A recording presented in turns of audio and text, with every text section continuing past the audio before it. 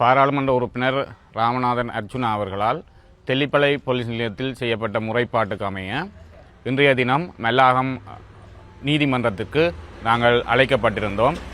எங்கள் சார்பில் சட்டத்தரணிகள் 6 பேர் ஆஜராகியிருந்தார்கள்.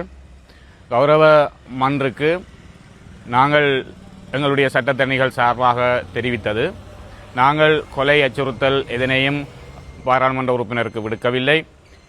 நாங்கள் பேசிய பதிவுகளை மாத்திரம் மன்றுக்கு சமர்ப்பித்திருக்கிறார். அவர் பேசிய பதிவுகளை சமர்ப்பிக்கப்படவில்லை. நாங்கள் கோபம் ஊட்டும் வகையில் பேசியதற்கு காரணம் அவருடைய அணுகுமுறையும் அவருடைய வார்த்தை பிரயோகங்களும் தான் எங்களுடைய உறுப்பினர்கள் அப்படி பேசுவதற்கு சந்தர்ப்பத்தை கொடுத்தது. கௌரவ மன்று முழுமையான குரல் பதிவுகளை மன்றுக்கு சமர்ப்பிக்கும்படி இன்றைய தினம் உத்தரவிட்டிருக்கிறது. அழைக்கப்பட்ட எங்களுடைய உறுப்பினர்கள் அவர்களது சொந்த பிணையில் விடுதலை செய்யப்பட்டிருக்கிறார்கள். 4ஆம் மாதம் 30ஆம் தேதி அடுத்த தவணையிடப்பட்டிருக்கிறது.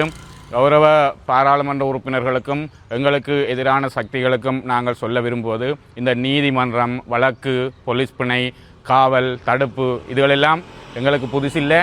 இதுகள் மூலமாக எங்களுடைய செயற்பாட்டை நசுக்கிற வகையில் யாரும் செயற்பட வேண்டாம். இதுகளுக்கெல்லாம் நாங்கள் அஞ்சப்போவதில்லை என்பதை சம்பந்தப்பட்டவர்களுக்கு தெரியப்படுத்த விரும்புகிறேன். மிக நீண்ட